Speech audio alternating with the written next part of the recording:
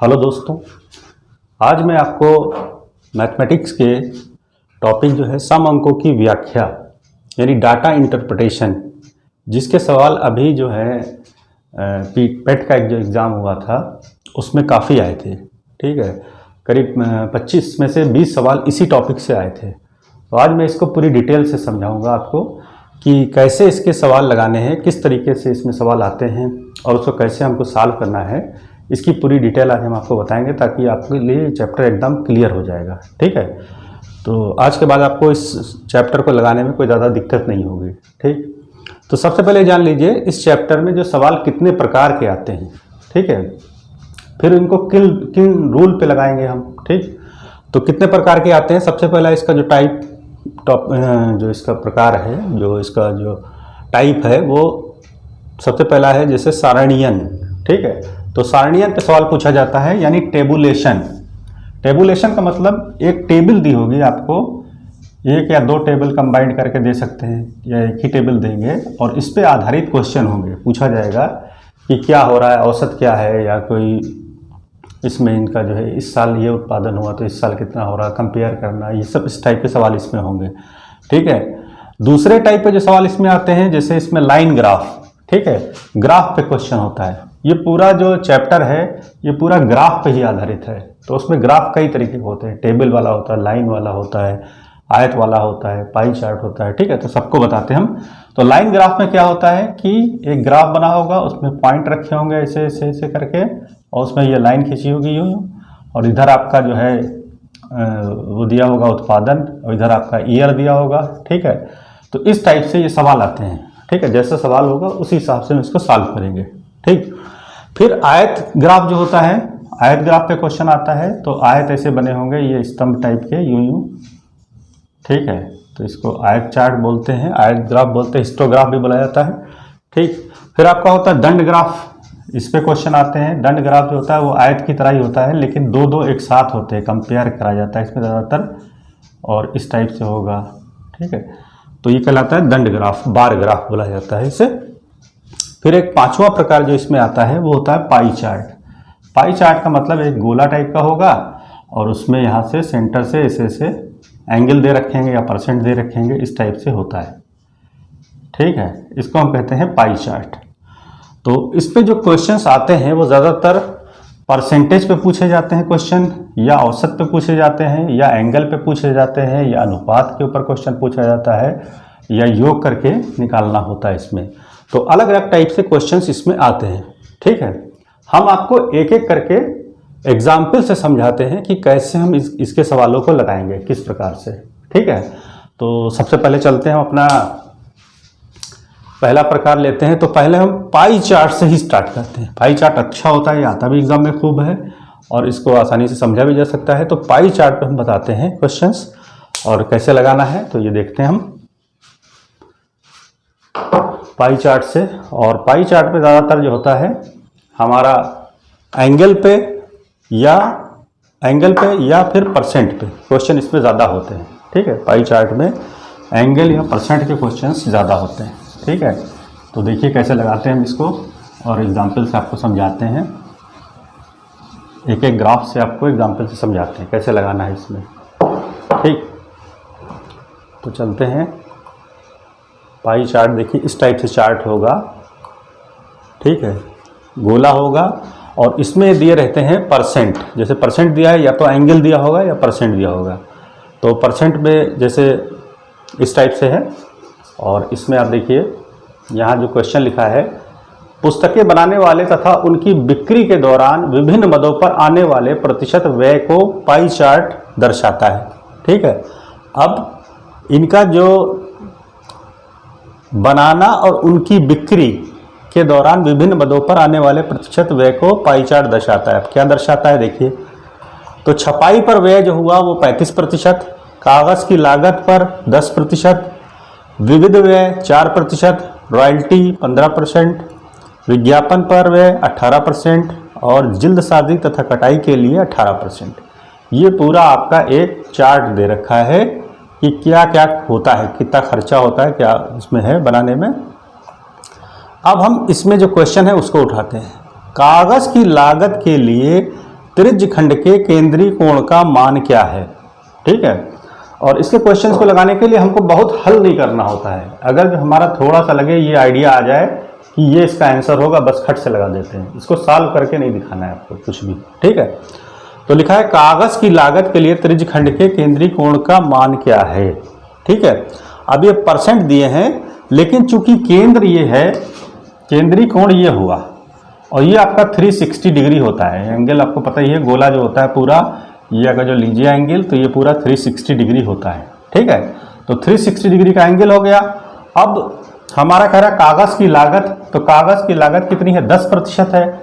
अब 10% जो है 360 डिग्री एंगल का 10% कितना हुआ, तो 36 डिग्री हो गया डायरेक्ट। ठीक है, और हल करना चाहे तो हल कर लिए। 360 इंटू 10% का मतलब होता है बटे 100, 2 जीरो काट दीजिए, यानी 36 डिग्री हो जाएगा। ठीक है, तो 36 इसका माप जो आ जाएगी वो आपकी 36 डिग्री, चौथा वाला आपका आंसर हो जाएगा। इस टाइप से इसको लगाते हैं हम सवाल को। ठीक है, अब नेक्स्ट चलते हैं, नेक्स्ट देखते हैं इसका एग्जाम्पल, तो समझ में आएगा आपको कैसे क्या करते हैं हम। ठीक, नेक्स्ट एग्जाम्पल देखिएगा, इसको मिटा देते हैं तो थोड़ा सा दिक्कत नहीं होगी। ठीक है, फिर आ जाते हैं क्वेश्चन नंबर ये वाला। देखिए यहाँ पर, यहाँ दिया गया पाई चार्ट एक परिवार के घरेलू व्यय के प्रतिशत के रूप में निरूपित करता है। पाई चार्ट का अध्ययन कीजिए और निम्न प्रश्नों के उत्तर दीजिए। ठीक है, और उस परिवार की कुल मासिक आय जो है वो 33,650 है। मासिक आय जो है 33,650 है। ठीक है, 33,650 मासिक आय है, यहाँ हम लिख लेते हैं 33,650। ठीक, अब पहला क्वेश्चन हम आते हैं। अच्छा, उसका ग्राफ क्या है, ग्राफ देखिए ये है। ए पर जो व्यय है वो आपका है 25, और बी पर 18%, सी पर 9%, डी पर 23%, ई पर 13% और एफ पर 12%। ठीक है, तो ए जो है भोजन पर व्यय, बी घर के किराए पर व्यय, सी मनोरंजन पर व्यय, डी बच्चों की शिक्षा तथा देखभाल पर व्यय, ई स्वास्थ्य एवं विविध व्यय और एफ जो है भविष्य निधि के रूप में व्यय। तो A B C D E F तक के जो आपका दे रखा है वो व्यय दे रखा है। ठीक है, फिर क्वेश्चन आपसे पूछ रहे हैं घर का प्रति माह किराया क्या है। घर का प्रति माह किराया क्या है, तो घर का किराया क्या है, बी है, और बी में कितना है 18, यानी 18%। तो 18% को हम 18% लिख लेंगे, तो 18% बराबर होता है 18/100। ठीक है, परसेंट का मतलब होता है बटे 100। और किसका, तो 33,650 का, 33,650 का 18/100 कर लेंगे। इसको हल कर लेंगे हम, ये काट दीजिए आपका 5 दूनी 10, और यहाँ से काट दीजिए 5 छक्का 30, 5 7 35, 5 3 15, 2 9 18। इसको हल कर लेंगे तो 9 3 27 और आपका आंसर आ जाएगा। अब हम पूरा हल नहीं करेंगे, अब हमने देखा 9 3 27, 7 लास्ट में आ रहा है, और हमारा ये है 6050, इसी में 7 है और किसी में 7 नहीं है, तो हमारा आंसर ये हो गया। हमें हल नहीं करना है, हमें एक आइडिया मिल जाए कि लास्ट में 7 हमारा आ रहा है। ठीक है, तो 7 का 9 3 27 हुआ, 7 आया तो 7 इसमें है, तो हमारा आंसर ये डायरेक्ट हो जाएगा, और किसी में 7 लास्ट में नहीं है। ठीक है, तो सीधे आंसर हो गया और हम आगे बढ़ जाएंगे फिर। ठीक है, फिर ज़्यादा इसमें नहीं जूझेंगे हम सवाल में, बस हमको एक आइडिया मिल जाए। ठीक, आंसर हमारा हो जाएगा फट से। नेक्स्ट क्वेश्चन देखिए इसका, भविष्य निधि के रूप में वार्षिक बचत होगी। अब भविष्य निधि के रूप में क्या होगी, भविष्य निधि क्या है, एफ। ठीक है, एफ का कितना है 12%। ठीक है, तो 12% हम 33,000,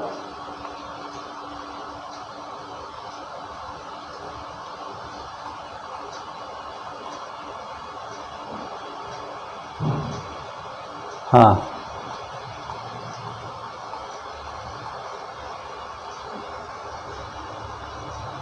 अच्छा, ये मंथली है चूंकि ये। ठीक है, तो 12% निकाल लेंगे। 33,650 का 12% का मतलब 12/100, और चूंकि मंथली है इसलिए वार्षिक पूछ रहा है, इसलिए 12 से और मल्टीप्लाई कर देंगे, क्योंकि एक साल में 12 महीने होते हैं। ठीक है, तो अब हम ये हल कर लेंगे, और ये इतना जो हमने हल किया था अभी आपका, चलिए हल कर लेते हैं इसको। 5 दूनी 10, और ये हल कर लेंगे 5 छक्का 30, 5 7 35, 5 3 15, 2 6 12। अब इसकी पूरे की मल्टीप्लाई कर लेंगे तो 2 6 12 और 2 3 6। तो 6 देखिए लास्ट में किस में आ रहा है, मल्टीप्लाई में 6 करें, लास्ट में 6 इसमें से 2 जगह पर आ रहा है ये। तो इन दोनों में से ही कोई आंसर होगा आपका। ठीक है, आप थोड़ा सा और कर लें कैलकुलेशन यहाँ पर, तो हमारा हो जाएगा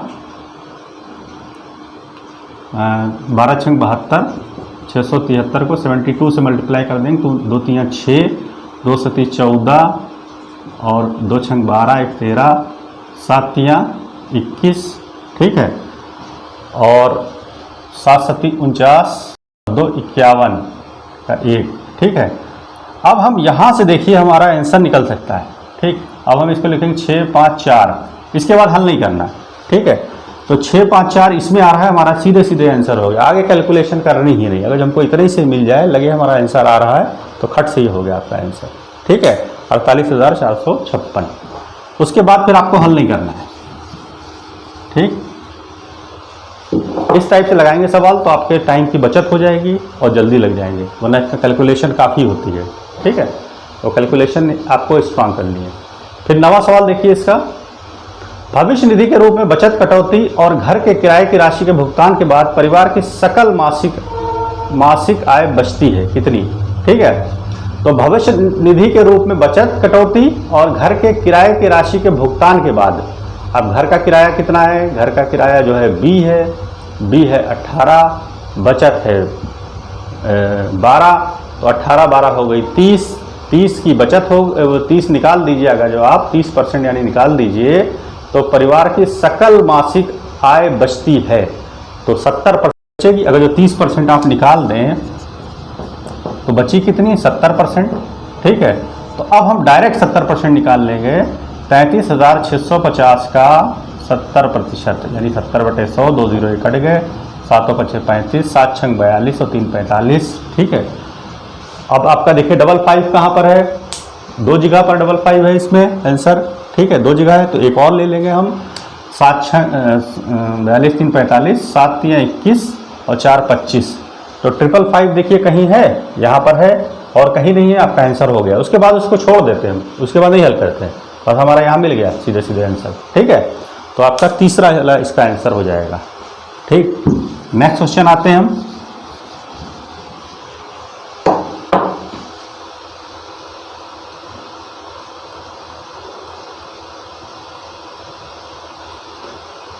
अच्छा, नेक्स्ट क्वेश्चन देखिए 10वां इसका, देखिए 9वां हो गया और 10वां।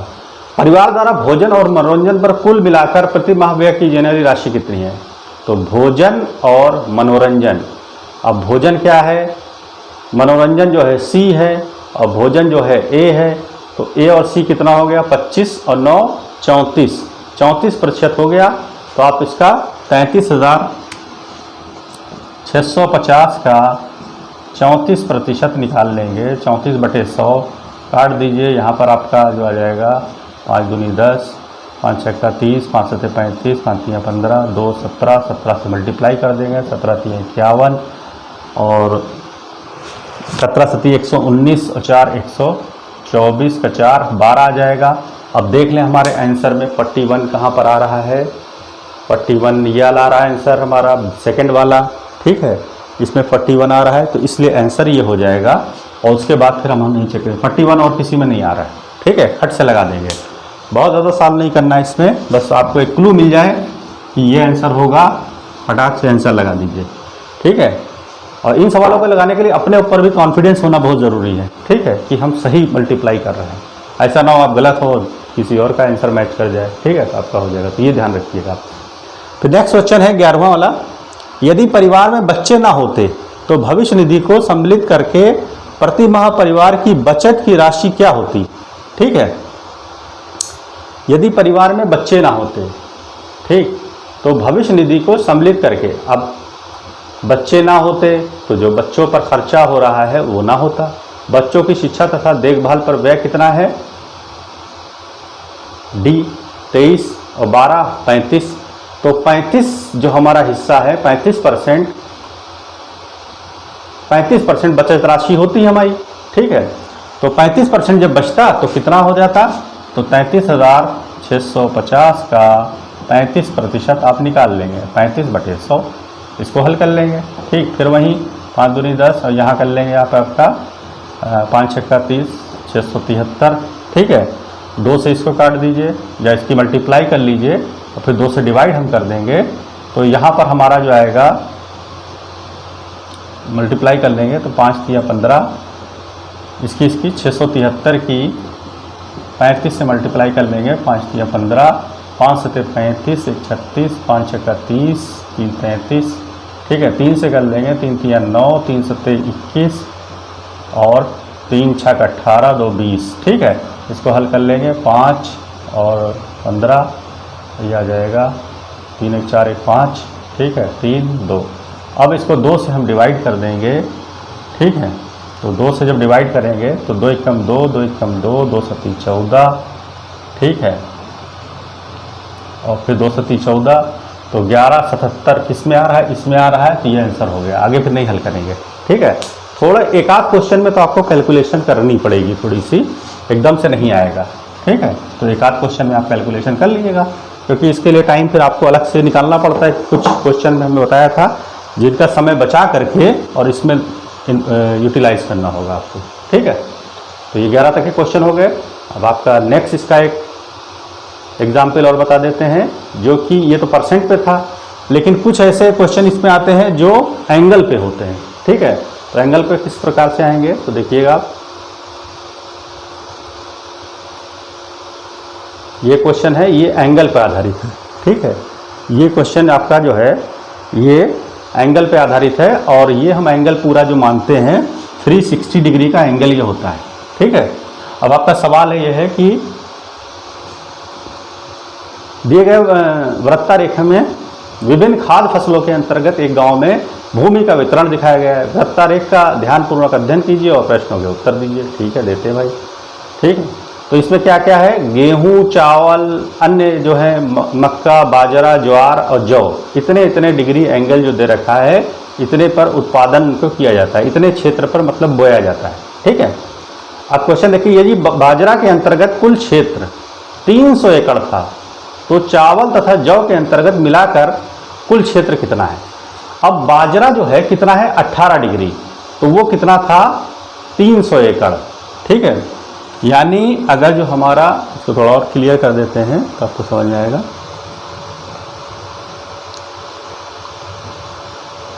हाँ, बाजरा के अंतर्गत कुल क्षेत्र, बाजरा कितना है, 18 डिग्री। ठीक है, तो 18 डिग्री बराबर हो गया आपका 300 एकड़, इसलिए 1 डिग्री बराबर हो गया 300/18 की। ठीक है, फिर पूछ रहे हैं चावल तथा जौ के अंतर्गत मिलाकर कुल क्षेत्र कितना है। अब चावल और जौ कहाँ पर है, जौ ये है, चावल ये है, तो ये 72 है, ये 36 है, तो मिलाकर कितना हो गया, 108। इसलिए 108 डिग्री बराबर कितने के हो जाएगा, तो 300/18 गुणे 108। अब इसको हम हल कर लेंगे, तो 9 दूनी 18, 9 एकम 9, 9 दूनी 18, 2 छंग 12, 6 तिया 1800। तो हमारा आंसर जो आ जाएगा 100 एकड़ों में दिया है, तो 1800 का मतलब 1800 एकड़। ठीक है, तो ये आंसर आपका हो जाएगा आसानी से। ठीक है, तो एंगल से इसी तरीके से लगाना है। ठीक, कि 1 डिग्री पहले निकाल लेंगे, फिर जितना पूछ रहा होगा उस पर निकाल लेंगे। ठीक, नेक्स्ट क्वेश्चन इस पे आते हैं 51 वाला, किन 3 फसलों का समूह खाद्य फसलों के अंतर्गत कुल क्षेत्र के 50% से अधिक योगदान करता है। अब 50% से अधिक का योगदान करने का मतलब 360 डिग्री पूरा एंगल हो गया, पूरा एंगल 360 डिग्री हो गया, तो 50% से अधिक का मतलब हो गया 360 का आधा 180, यानी 180 से अधिक होना चाहिए। ठीक है, तो कौन कौन सी फसल है जो 180 से अधिक हो जाएंगी, तो हमारा क्या हो जाएगा, अगर जो हम ले लें, अब समूह कौन सा हो जाएगा, ले लें गेहूं, चावल और मक्का, गेहूं, चावल, मक्का ले लें, क्योंकि इसमें ऑप्शन में अन्य कहीं नहीं दिया है। ठीक है, तो गेहूं, चावल और मक्का ले लेंगे तो ये 180 डिग्री से एबव हो जाएगा। ठीक है, 72 दूना 144, 145 हो जाएगा, 189 हो जाएगा, तो 180 से ज़्यादा हो गया, तो यही 3 फसलें हो गई, तो आंसर हो जाएगा गेहूं, चावल और मक्का, ये वाला। ठीक है, नेक्स्ट आ जाइए। इसका चावल और जौ के लिए प्रयुक्त भूमि का अनुपात क्या है? चावल और जौ, चावल ये 72 है और जौ कितना है 36, तो इनका अनुपात क्या हो जाएगा? यानी 72/26, 36 72/36, 36 गुना 72 यानी 2:1। अच्छा, इसमें क्या होता है, थोड़ा कंफ्यूज करने के लिए रेशियो 1:2 भी दे रखा है, तो जल्दी में लोग जो होते हैं 1:2 भी लगा देते हैं, लेकिन हमारा आएगा 2:1, यानी ये वाला हमारा आंसर आएगा 2:1 रेशियो, 2:1। ठीक है, ये वाला आपका आंसर हो जाएगा। नेक्स्ट क्वेश्चन हम आते हैं 54। यदि चावल की उपज ज्वार की उपज से 5 गुना और ज्वार की उपज बाजरा की उपज से 2 गुना हो, तो चावल तथा बाजरा की प्रति एकड़ लब्धि के अनुपात क्या होगी? यानी चावल की उपज ज्वार की उपज से 5 गुना, ठीक है, और ज्वार की उपज बाजरा की उपज से 2 गुना हो, तो चावल और बाजरा की प्रति एकड़ लब्धि के बीच अनुपात क्या होगा? अब चावल की उपज ज्वार से 5 गुना, तो चावल कितना है,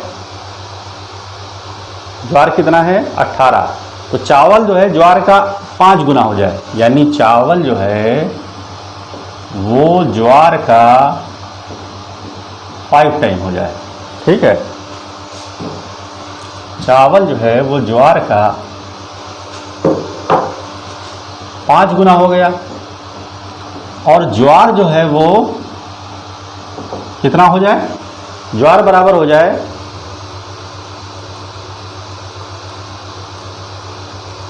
चावल ज्वार का 5 गुना, ज्वार बाजरा की उपज से 2 गुना हो जाए। ठीक है, बाजरा की उपज से 2 गुना, बाजरा कितना है वो 18 है, 18 का 2 गुना, तो ये बाजरा का 2 गुना हो गया, तो वो 5 गुना जो हो गया चावल का 5 गुना जो है 72 गुणे 5, और सॉरी चावल ज्वार का जो है 18 गुणे 5 आएगा, 18 था बाजरा, और बाजरा चावल जो था ज्वार का था 5 गुना, 18 गुणे 5 हो गया, और ज्वार जो है वो बाजरा का हो गया 18 गुणे 2 गुना है, 18 कट गया, तो 5:2, 5:2 रेशियो आ जाएगा, दोनों के बीच में जो रेशियो आएगा 5:2, सॉरी 5 अच्छा कह रहे थे चावल की उपज ज्वार की उपज से 5 गुना यानी 18×5 = 90, ठीक है, और ज्वार की उपज बाजरा की उपज से 2 गुना हो, तो चावल और बाजरा पूछ रहा है। अच्छा, बाजरा था 18, तो ये बटे 18 ही रहेगा, तो हमारा फट जाएगा, तो 5:1 आंसर आ जाएगा। ठीक है, 5:1 आंसर हमारा आ जाएगा, इसका 5:1। ठीक, ये वाला फर्स्ट वाला इसका आंसर आ जाएगा। ठीक, चूँकि बाजरा उतना ही है, ठीक है, ज्वार कह रहा बाजरा का 2 गुना हो, लेकिन हमारा पूछ रहे हैं चावल और बाजरा का रेशियो क्या होगा, तो चावल 18 गुणे 5, बाजरा 18 ही रहेगा, 18 कट गया, तो 5:1 हमारा आंसर आ जाएगा। ठीक है, फिर नेक्स्ट क्वेश्चन आते हैं, इसका देखिए। अच्छा, कुछ इस टाइप का जो है बना के दे देते पाई चार्ट। ठीक है, ये इसको थोड़ा और क्लियर करते हैं, ये देखिए, तो इसमें क्या दे रखा है, ये आपका जो है बसी हुई भूमि, सड़कों में उपयोग भूमि, ये सब जो है ये इसकी जो है शेडो जो दे रखा है वो उस हिसाब से दे रखा है। ये 120 लिखा है, ये 20 लिखा है, ये 60 लिखा है, ये 70 लिखा है। ठीक है, 120 है, ये 20 है, 60 है, 70 है, 90 है। ठीक, अब हम इसके क्वेश्चन पे आ जाते हैं। कह रहा बंजर भूमि का कृषि भूमि से अनुपात क्या है। अब बंजर भूमि कौन है, जो ब्लैंक वाली है, ये बंजर है, ये है 120, और कृषि भूमि कितनी है, ये वाली है, ये है 90, तो रेशियो कितना हो गया, काट दिए, 3 × 12, 3 × 9, 4:3, रेशियो 4:3 हो जाएगा आपका, तो 4:3 पहला वाला आंसर हो जाएगा आपका। ठीक है, फिर नेक्स्ट क्वेश्चन हम आते हैं इसका। कह रहे हैं कि कुल भूमि का कितना प्रतिशत कृषि के उपयोग में लाया गया है, और कृषि के उपयोग में कितना लाया गया है, कृषि के उपयोग में लाया गया 90%, और टोटल है 360, यानी 25% डायरेक्ट हो गया इसका आंसर। 90 जो है 360 का 25% होता है। ठीक है, फिर अगला नेक्स्ट क्वेश्चन है, यदि गांव का कुल क्षेत्रफल 7200 एकड़ हो तो कुल तर भूमि का क्षेत्रफल क्या है? तो 7200 है, तो 7200 एकड़ है, गांव का कुल क्षेत्रफल 72, तो कुल तर भूमि का क्षेत्रफल क्या है? तर भूमि कहाँ पर है? ये है, और ये कौन सा है? ये यानी 70 है, तो 70 कितना हो गया? 360 पर, 70 डिग्री हो गया 360 पर, ठीक है। और टोटल है आपका 7200, 7200 है आपका, कह रहे हैं कि टोटल 7200 एकड़ है, तो कितना हो जाएगा? तो 7200 का ये निकाल लें, 70 बटे ये तो काट दिए, 36 गुना ये काट दिए, 36 गुना 72, 2 बार चला जाएगा, 2 सत्ती 14, यानी 140 है, ठीक। 140 का मतलब 1400 एकड़, ठीक है। 1400 एकड़ जो है तर भूमि है, ठीक है। और चूँकि ये इतना बटे इतना था, ठीक, 7 दूनी 14, 36 गुना 72, 1 0 यहाँ आएगा आपका, तो इसलिए 1400 हो जाएगा ये, ठीक, 1400 हो गया ये। नेक्स्ट क्वेश्चन देखिए, सड़कों के उपयोग में आई भूमि, बसी हुई भूमि की कितना प्रतिशत है? अब सड़कों के उपयोग में आई भूमि कितनी हुई? सड़कों के उपयोग में ये क्रॉस वाला है, यानी 20 डिग्री है, और बसी हुई भूमि, बसी हुई कौन सी है भूमि? ये है, ये 60 है, तो 20 60 का कितना प्रतिशत है? तो 20 बटे 60 गुणे 100, काट दीजिए, ये कट गया, 20 3 60, और 100 बटे 3 जो होता है 33, सही बटे 3% आपका आंसर हो जाएगा।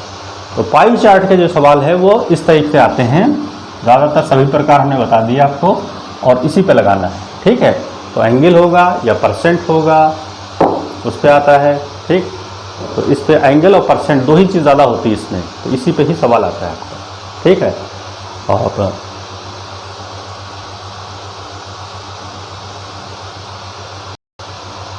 ठीक, नेक्स्ट टॉपिक पे चलते हैं हम आपके।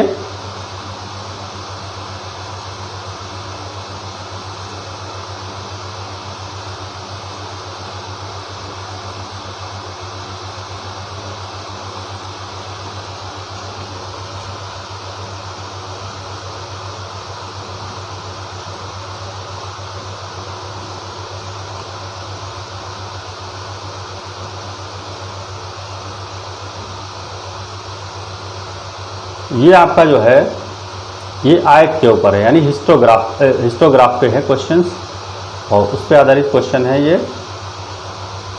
ठीक है।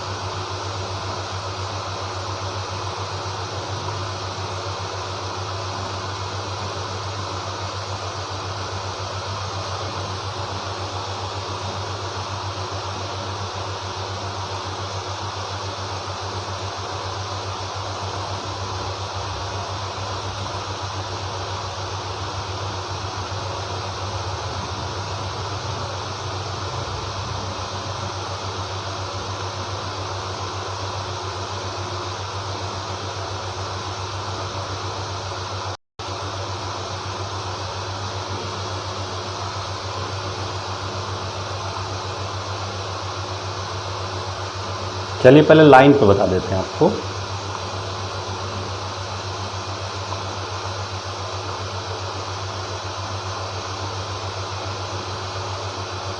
लाइन ग्राफ पे बताते हैं आपको सवाल।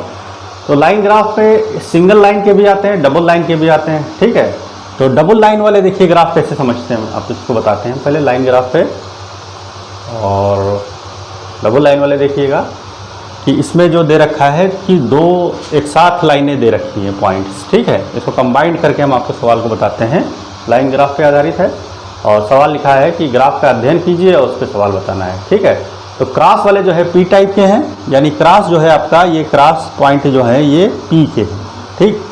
और पॉइंट जो रखे हैं वो क्यू के हैं, ठीक है। दोनों को कंबाइंड कर दिया गया। दिए गए वर्ष हैं 2009 2010 से लेकर के 14 तक के, और ये 0 से लेकर के और 300 तक के वाहनों की संख्या है हज़ारों में, ठीक है। अब हम इस सवाल को लेते हैं। और सवाल ये आपका दिया है, दिए गए कितने वर्षों में कंपनी का टाइप पी वाहनों का उत्पादन दिए गए वर्षों में इस टाइप के वाहनों के औसत उत्पादन से कितना अधिक है। ठीक है, अब पी टाइप का जो है अगर जो हम औसत ले लें तो 100, 125, 150, 200, 225, 275 और 275 है। तो इस औसत कितना आ जाएगा, तो ये 6 साल हैं तो 6 साल का जोड़ लें हम, 275, 225 जोड़ेंगे तो 400 और 275 400 हो गया, 4 2 6, 6 1 7 और 225 और 125, 225 125 400, ये 400 हो गया। ठीक है, और फिर ये हो गया आपका 275, 275 दूना 550, 550, 750, 750 हो गया और उसके बाद 100, 850। ठीक है, 850 तो 1250 हो गया आपका ये। ठीक है, 5.5 और 2 7.5, 7.5, 8.5, 8.5, 550, 750, 850 और 900, 975 है और 225, सॉरी फिर से जोड़ देते हैं हम आपका, फिर थोड़ा सा कंफ्यूज कर रहा है तो जोड़ ले सकते पहले 225 और 275 जोड़ लें 500। ठीक है, 5 और 2 700, 7 और 1 800, 800 हो गया, ये जोड़ लेंगे हम और 275 और 125 मिलकर के 400, 400 यानी 1200 हो गया। अब पी टाइप के जितने भी वाहन हैं उनका योग है 1200। ठीक है, तो 1200 है। अब सवाल हम पढ़ते हैं, दिए गए कितने वर्षों में कंपनी पी टाइप के वाहनों का उत्पादन दिए गए वर्षों में इस टाइप के औसत उत्पादन से अधिक है। अब इसका औसत जो लेंगे हम, तो चूंकि हमारा जो 6 साल है तो 6 से भाग कर देंगे तो 200 इसका औसत आ जाएगा। अब किसमें 200 से ज़्यादा है, तो कितने सालों में 200 से ज़्यादा है, तो 1, 275, 275, 225 और नहीं तो 3 साल में जो है 200 से ज़्यादा है, तो इसका आंसर हो जाएगा फर्स्ट वाला 3 साल। ठीक है, सेकेंड क्वेश्चन देखिए इसका 31 वाला, और उसमें दिया है 2010 से 2011 तक क्यू टाइप के वाहनों के उत्पादन में अनुमानतः कितने प्रतिशत की कमी आई। तो क्यू वाला देखते हैं हम, क्यू वाला ये है, ये बिंदी वाला जो है डाट वाला ये क्यू है। ठीक है, तो क्यू वाले में कितना हो गया 2010 से 11, तो क्यू वाला 2010 से 11 देखते हैं। 10 से 11 में 150 था और 125 हो गया, यानी 25 की कमी आ गई है। कितने पर, यहाँ से यहाँ तक 25 की कमी आ गई है और 150 पर 25 की कमी आई है, तो 150 गुणे 100 कर लेंगे, 25 छंग 150, 2 3 6, 50 यानी 16 सही 2/3% की कमी आ गई है। तो इसका आंसर आपका आ जाएगा 16 सही 2/3% यानी 16.7 लगभग। ठीक है, पॉइंट में दे रखा है तो 16.7 हो जाएगा इसका आंसर। ठीक है, नेक्स्ट देखिए 32 वाला, 2009 और 2011 में टाइप पी वाहनों का कुल उत्पादन 2010 और 14 में क्यू टाइप के कुल उत्पादन का कितना प्रतिशत था। ठीक है, 9-11 में देखें पी, 2009-11 में पी का देख ले पहले, 9 में 100 है और 11 में कितना है 200 यानी 300, तो पी का हो गया 300। अब क्यू का देख लें, क्यू का जो उत्पादन है कह रहे हैं, क्यू का उत्पादन जो है वो 2010 और 14 में कह रहे हैं, 2010 और 14 में कितना हो गया क्यू का 150 और 225 यानी 375। ठीक है, क्यू का हो गया 375, तो कितना प्रतिशत हो गया गुणे 100। हल कर लीजिए इसको, तो 25 एकम 25 और बचा यहाँ पर 12, 25 पंचे 125, 25 दूना 50, 25 चक्कू 100 सॉरी, और यहाँ पर काट दिए 15 दूना 30, 2 चक्कू 8, 80 आ जाएगा। ठीक है, तो 80% आपका, कितना प्रतिशत पूछ रहे थे, तो आपका हो जाएगा 80%। ठीक है, 80% इसका आंसर हो जाएगा। ठीक, तो नेक्स्ट क्वेश्चन है आपका, दिए गए वर्षों में पी टाइप वाहनों के कुल उत्पादन और क्यू टाइप वाहनों के कुल उत्पादन का अनुपात क्या है। तो अनुपात पूछ रहे हैं तो दोनों का टोटल जोड़ लें हम, तो पी का जोड़ लें हम और क्यू का जोड़ ले टोटल। तो पी का तो टोटल अभी हमने जोड़ा था 1200 आया था। ठीक है, पी का टोटल आया था 1200 और क्यू का टोटल कितना आ जाएगा, तो 175, 150, 125, 175, 175, 225 है। तो हम जोड़ लें पहले 225 और 175 मिलकर के 400, 175 और 125 मिलकर के 300, ठीक है, 4 3 700, 700 और 1 800, 850 और 850 प्लस 175, इसको जोड़ लेंगे तो 5 7 5 12 का 2, 1025, तो ये हो गया 1025।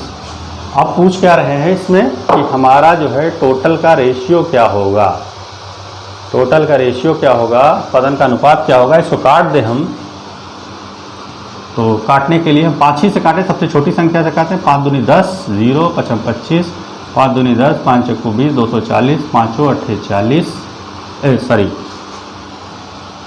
5 1 20, 5 8 40, 5 1 20, 5 1 5, ठीक है। तो 48/41 यानी 48 अनुपात 41 इसका आंसर हो जाएगा, ठीक है, 48 अनुपात 41, ठीक।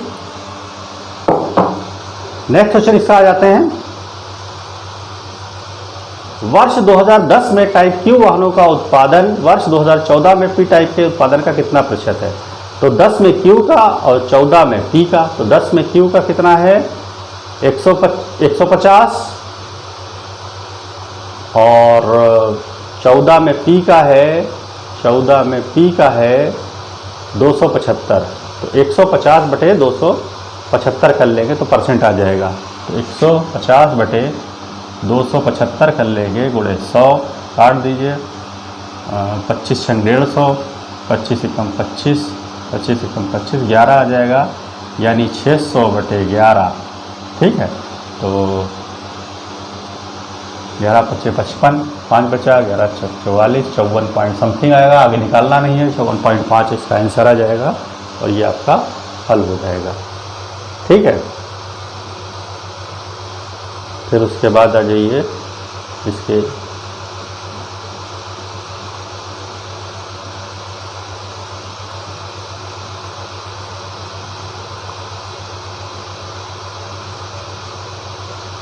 हाँ, एक एग्जाम्पल और आपको इसका बता देते हैं ताकि लाइन ग्राफ आपका क्लियर हो जाए एकदम। तो लाइन ग्राफ का एक एग्जाम्पल और आपको समझा देते हैं।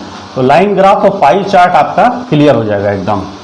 फिर आपका जो है आयत चार्ट, दंड और टेबुलेशन ये भी बता देंगे, और ये नेक्स्ट वीडियो में बताएंगे आपको इसके सेकंड पार्ट में, यानी डाटा इंटरप्रिटेशन का जो सेकंड पार्ट आपको देंगे तो उसमें आपको आयत चार्ट और दंड चार्ट और टेबुलेशन ये 3 के बारे में बताएंगे, ठीक है। तो इस चीज़ को और समझ ले थोड़ा सा, फिर आपका जो है नहीं रखते हैं। ये पॉइंट दिए हैं, सिंगल पॉइंट है, ये सिंगल वाला ग्राफ है, वो डबल वाला बताया था आपको, ये सिंगल वाला है। 2001 में इतना है, बिक्री करोड़ रुपए में दी हुई है, 2001 में इतनी बिक्री, 2002 में इतनी बिक्री, 2003 में इतनी, 4 में इतनी, ठीक है। तो ये पॉइंट जो रखे हैं ये इतने इतने करोड़ की बिक्री है, ठीक।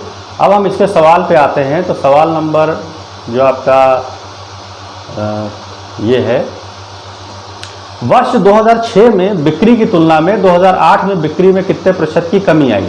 अब देखिए 6 से लेकर के और 8 में पूछ रहे हैं तो कितनी कमी आई।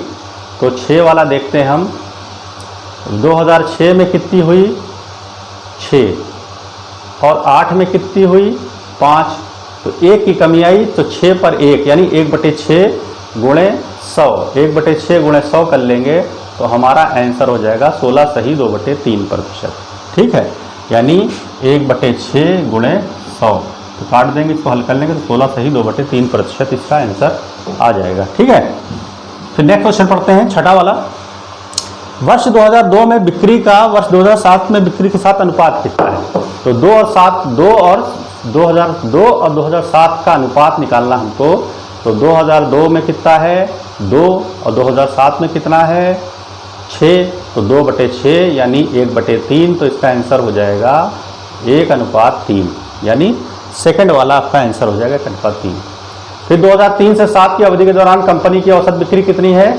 3 से 7 के दौरान, 3 से 7 तक के जोड़ लें हम, औसत निकाल लेंगे। तो 3 में कितनी है 3, 4 में 4 है, 4 3 7 और 10 ये है 17 हो जाएगा, और फिर 6, 17 6 23 और 23 और 6 29 हो गए। और साल कितने हो गए 3 और 2 5, 29 को 5 से भाग दे देंगे तो 5 25, 5 पॉइंट समथिंग आ जाएगा, तो 5 पॉइंट 5 8 40 यानी 5.8 आ जाएगा। इसका आंसर 5.8 हो जाएगा। इसमें लगाने की ज़रूरत नहीं, खाली ऐसे कर लेना है मन में कैलकुलेशन, ठीक है। फिर 2005 में पिछले वर्ष की तुलना में बिक्री में वृद्धि का प्रतिशत कितना है, 2005 देखते हैं हम। तो 2005 में पिछले वर्ष की तुलना में, तो 2005 में 10 हो गया है और पिछले साल था 4, तो बढ़ा कितना 6। तो 4 पे 6 कितना बढ़ गया, तो 6/4 × 100, तो 6/4 का मतलब हुआ लगभग 150%, ठीक है। 150% इसका आंसर आ जाएगा, ठीक है। 4 था 6 बढ़ गया, तो 4 का 1.5 गुना मतलब हो गया, ठीक है। तो 150% हो गया डायरेक्ट। वर्ष 2005 से 2008 तक कुल बिक्री करोड़ में है कितनी, 5 से 8 तक बिक्री कितनी है, तो 5 में आपकी 10 और 8 तक के जोड़ लीजिए आप, तो 10 और 6 16, 6 22, 22 और 5 27, तो आंसर हो जाएगा 27 करोड़, ठीक है। 27 करोड़ बिक्री हो जाएगी। तो ये आपका जो डाटा इंटरप्रिटेशन का जो हमने दो टॉपिक बताए हैं आपको इसमें, एक तो पाई चार्ट के ऊपर और एक लाइन ग्राफ के ऊपर। तो लाइन ग्राफ में एक सिंगल लाइन का ग्राफ आता है, हमने आपको बताया कि सिंगल भी होता है और डबल भी होता है, दो कंपनियों को एक साथ ऐड कर दिया जाता है, ठीक है। तो दोनों तरीके के हमने बता दिया आपको। इसके नेक्स्ट वीडियो में यानी नेक्स्ट पार्ट में हम आपको आय चार्ट और दंड चार्ट और टेबुलेशन इसके एग्जाम्पल से समझाएंगे कैसे आपको सवाल लगाना है, ठीक है। That's it.